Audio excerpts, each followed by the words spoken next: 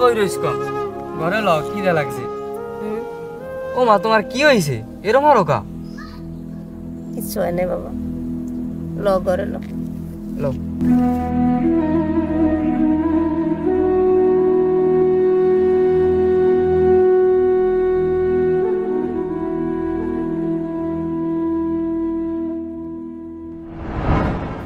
এই শুনছো কাল মেয়ে জামাই আইবে মেয়ে জামাই আসবে ভালো কথা ঘরে যে লাকড়ি নেই ঢেউস কি তোমার আছে ভালো কথা মনে করছো দাঁড়াও লাকড়ির ব্যবস্থা আমি এখনই করতে আছি বাবা আশা জি বাবা তুমি যাও যাই একটু মানিকের বলাই লই যাও বাবা এখন আমি যাইতে পারবো না আমার কোচিং এর টাইম হয়ে গেছে দেখো দেখো আমি না তোমার বলাই আমার একটা কথাও হলে না আরে না কইয়া তুমি নিজে গেলেই তো পারো আমি না তোমরা দুই মার ছেলে আমারে শেষ করবা আমার এখন বয়স হইছে আমি কি অত দূর এখন আড্ডে যাইতে পারি কও বেশি কথা না পারাইয়া তুমি যাও এই নাও পান দেও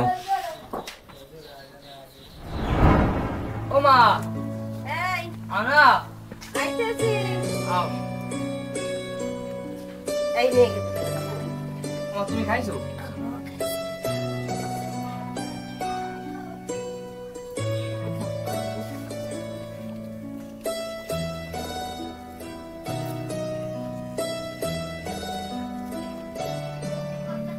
বাবা মানিক বাড়িতে আছো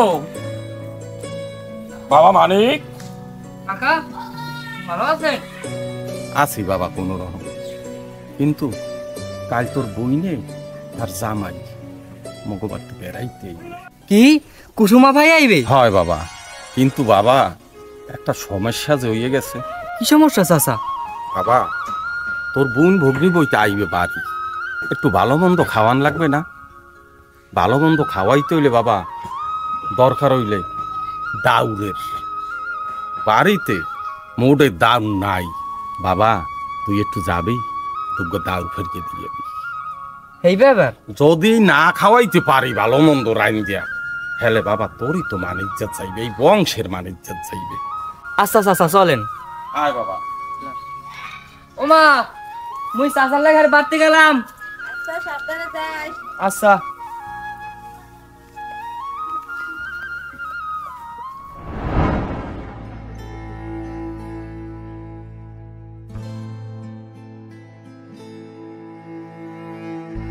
আনোয়ার ভাই আমার দুইটা রুটি দেন এ রুটি 5 টাকা না 10 টাকা আনোয়ার ভাই মাস্টিক কেটাই দেন দুইটা দিয়ে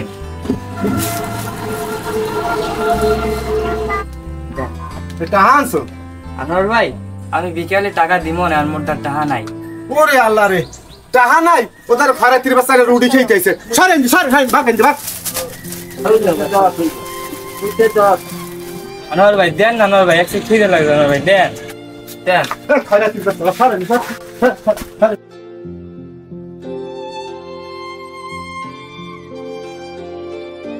আহারে কি সুন্দর একটা নিষ্পাপ মুখ এই মুখের সাথে কোনো মানুষ এরকম ব্যবহার করতে পারে চলো দেখি কি হয়েছে এর সাথে আনোয়ার ভাই আপনি কে ধাক্কা মারলেন কি জন্য স্যার রুটি খাইতে আইছে কোন টাকা আনে নাই মুই কি এর নঙ্গরখানা খুললে বইছকন স্যার এইটু দুহান মোর চালানোর পর মোর বাহি বেসলে মোর থাকবে কিছুক্ষণ থামো তুমি তোমার রুটির দাম কত হয়েছে বলো স্যার 5টা 10টা হয়েছে এই নাও তোমার টাকা 10 টাকা তো এই নাও মানুষের সাথে কখনো খারাপ ব্যবহার করবে না আর খাবার দাবার নিয়ে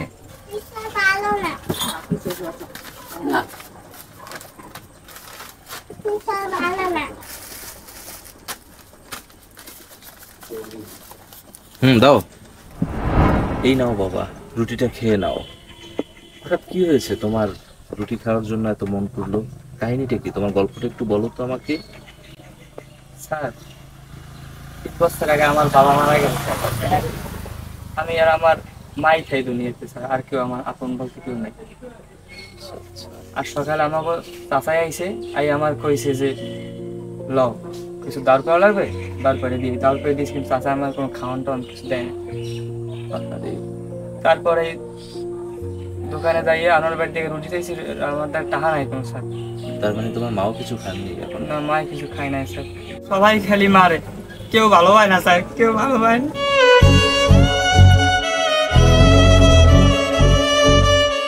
আজ থেকে কিছু বছর আগে আমি আমার স্বজনদের হারিয়ে ফেলি একটি কার অ্যাক্সিডেন্টে। তা আমার সব থেকেও নেই, আর তোমার তো বাবা নেই।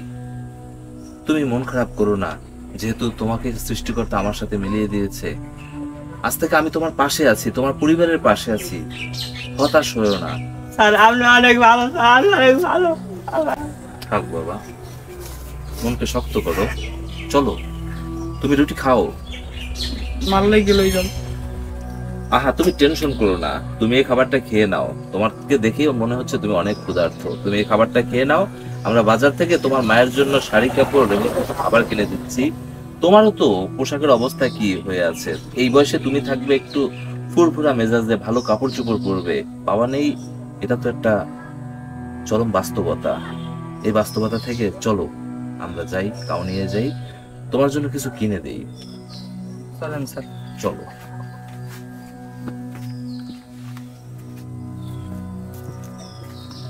এই অটো।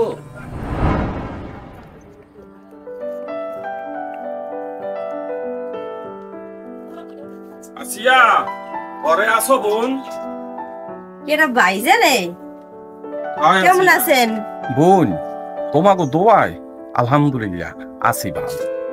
ভাইজান বোন, একটু বোন।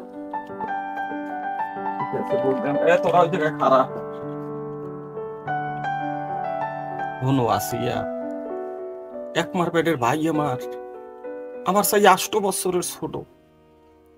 ও গেলে অকাল মৃত্যু হইয়া, তুমি হইলে বিধবা। একটা মাত্র সন্তান হয়েছে তোমার। কত কষ্টে জীবন যাপন করতে আসো বোন। কি খাও কি না খাও ঠিক মতো খোঁজ খবর লইতে পারি না। আমার তো বিভিন্ন ঝামেলায় থাক। শোনো বোন আসিয়া, অনেক কষ্ট করিয়া তোমার লইয়া একটা ব্যবস্থা করছি। কাগজপত্র সব গুছগাছ করিয়া আমি রেডি করছি। এখন খালি লাগবে তোমার একটা সই। 50,000 টাকা পাবা। হ্যাঁ দিয়া ছাগল গরু কিনিয়া টিনিয়া 2 মাই বই ভালোভাবে চলতে পারবা। সই দেওয়া লাগবে মানে ভাইজান? সই দেবো কেমনে? আমি তো লেখাপড়া জানি না। শোনো আসিয়া, তোমার লেখাপড়ার দরকার নাই। আঙ্গুলের মাথায় একটু কালি লাগাইয়া ওই কাগজটা একটু টিপ দেবা। কি কোন ভাইজান? হাতে জমি জমা চলে যাইবে না তো টিপ সই দিলে? শুনছি ওই কাগজে ছাপ দিলে নাকি জমি জমা চলে যায়। শোনো বোন, জমি জমা সামান্য একটু যাইবে। বেদর কাদা কোদা থাহে এই পর্যন্ত। ওই জমির দাম বাড়তে বাড়তে এখনো 50-60 বছর লাগবে। অপতিত জমি একটু যায় যা। শোনো, ওই যে টাকা 50,000 দিব না, ওইয়ে লইয়া পোলাগ্য লইয়া শহরে যাইয়া আরামায় এসে থাকবা। 1-2 টাকা তো না, 50,000 টাকা। শোনেন ভাইজান, মানিকের বাপে মরে গেছে, এই বিটা মাটিটুই তার স্মৃতি রয়ে গেছে। এই স্মৃতিটুকুই আমি বুকে আগলাইয়ে রেখেই বাঁচতে রয়েছি ওরে লইয়া। আমি এই জমি বেচতে দেব না, বেচতে পারবো না জীবনেও। আমি এই জমিটুক স্মৃতি নিয়ে আমি বাঁচতে চাই। লেখাপড়া জানো না বলে এত বুদ্ধি বেরি হরকা। ওই জমি দিয়ে কি তুমি এই পোতায় বইয়ে খাইয়ে থাকতে পারবা? না খাইয়ে মরিয়ে ব্যাং ব্যাগ হইয়ে যাবা। আর একটা ভালো একটা কাজ আনছি আমি। এখন তুমি কইতেছ আমি এই স্মৃতি নিয়ে থাকতে চাই। ভাইজান, আমি অশিক্ষিত হইতে পারি, কিন্তু আমি বুদ্ধিহীন না। এই ভিটা মাটি বেচে যে আমার ভালো মন্দ খাওয়া লাগবে এমন উরুচি ইচ্ছা আমার কোনোটাই নাই। সাহস তো তোমার দিন দিন বাড়িয়ে যাইতেছে। তুমি মুহে মুহে কথা কইতেছো আমার। তাহলে আঙ্গুলে একটু বেহা করতে হইবে, সোজা আঙ্গুলে হইবে না। দেখবো কেমনে এই ভিটে মাটিতে থাকো। এই তোরা আয়। আজ যদি মানিকের বাপে বাঁচতে থাকতে আমার এই দিন দেখা লাগবে না।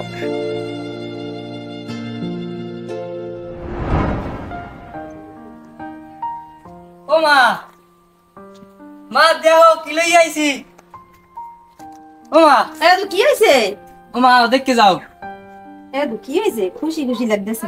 এই দেহ কি দিয়েছে। ও মা, এত কিছু? হয় দেহ। কই পেলি গে তুই? ও মা ল, বই বই কথা কমান খেলাতেছে। আও হ্যাঁ, বল তুই বল। তুমি বউ এই বইস।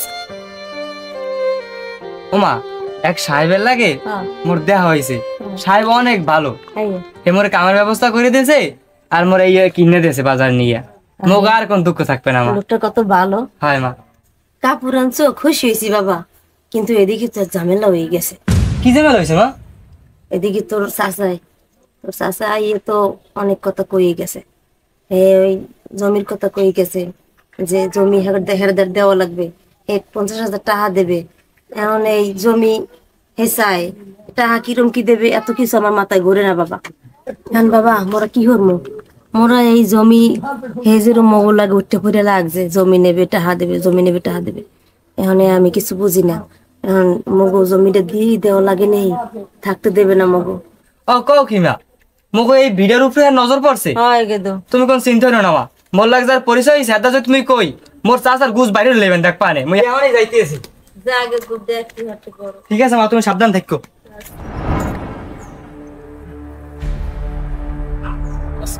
বলেই না কাহিনী ফোন করিলাম না তো।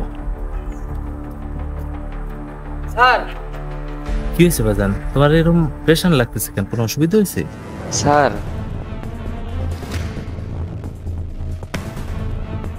আচ্ছা চলো দেখতেছি।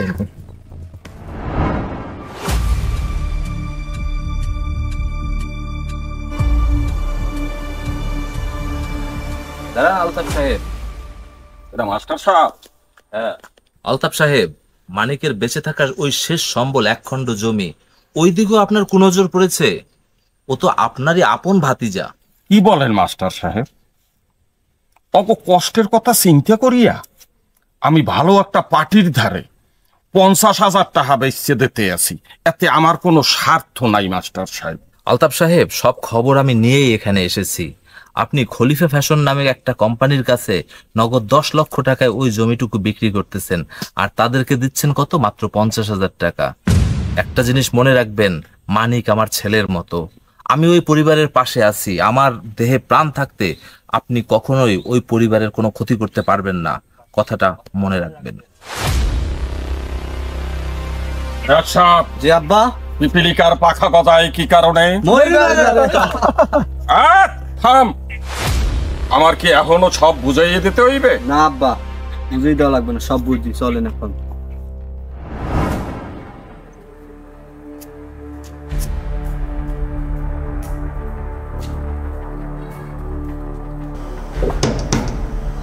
কে? দাঁড়ান আসছি।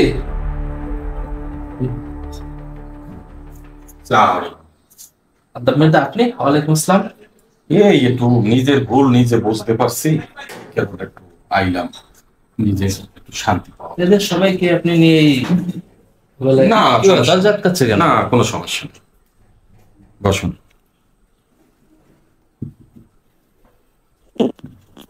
আসল কথা কি,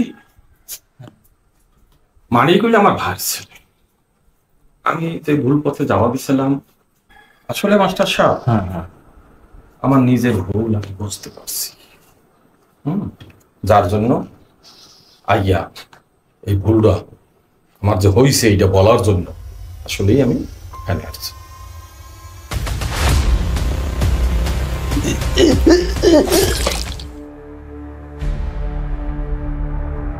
আশা, জি আব্বা। চিরনিদ্রায় মাস্টার কি ঘুমাইছে? হ্যাঁ আব্বা, ঘুমাইছি। আয় তোরা চলে যাবি।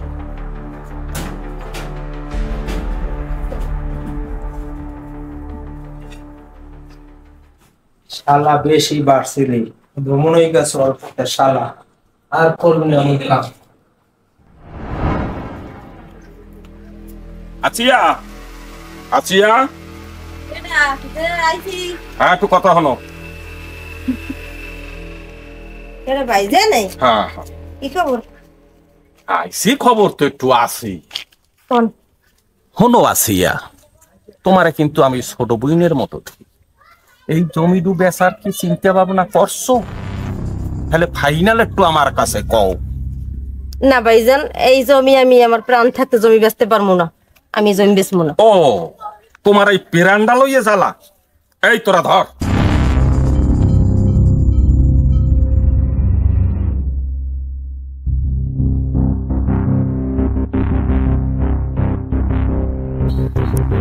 জান্ডু শেষ, জান্ডু জ্বালাল হে জান্ডু শেষ।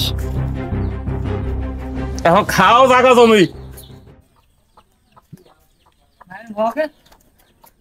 ওমা ওমা তোমার কি হয়েছে? মা ওমা তুমি কথা কও না, ওমা তোমার কি হয়েছে?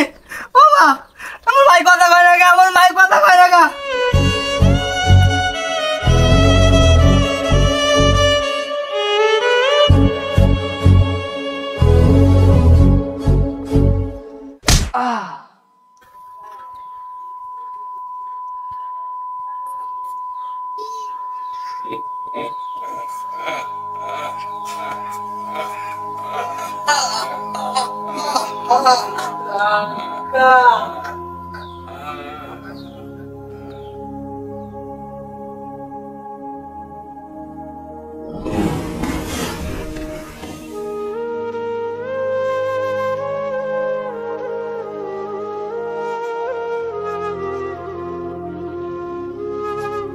বাবা কয়েক বছর আগে চলে গেলেন। সেই থেকে বড় চাচাকেই বাবার মতো দেখেছি, ভরসা করেছি। অথচ আজ সেই মানুষটি আমাদের অস্তিত্ব বিলীন করে দিল। কেন জানেন? এই সব কিছুর মূলে রয়েছে এক টুকরো সম্পত্তি।